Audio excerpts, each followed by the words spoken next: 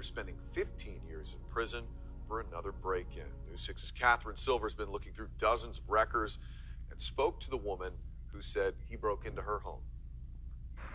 Even though Ronald Davis is back here in custody, she told me she doesn't want to speak on camera because she still worries about what happened to her back in 2009.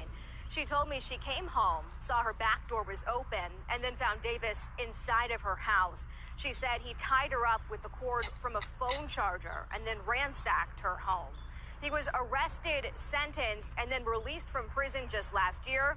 Now here we are months later, and he's been arrested again. Can we just take a few moments, and certainly we're praying for Lucy Pat. The congregation at First Baptist Church Orlando is hoping for a miracle as 85-year-old Lucy Pat Curl remains hospitalized in a coma.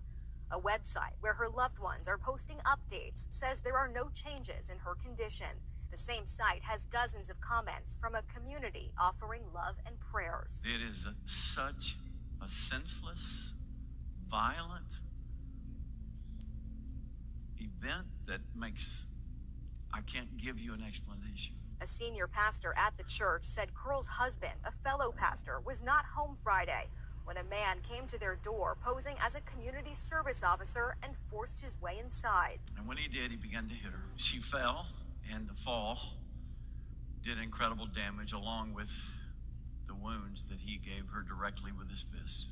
And so he began to ransack the house while she was lying there in a pool of blood. Police arrested Ronald Davis after they say he left his wallet inside the Curls' home. Records show the 56-year-old has spent nearly 40 of his years in and out of prison for similar crimes. We looked through decades of information and dozens of crimes listed by the Department of Corrections. Orange County court records show his most recent case was another burglary.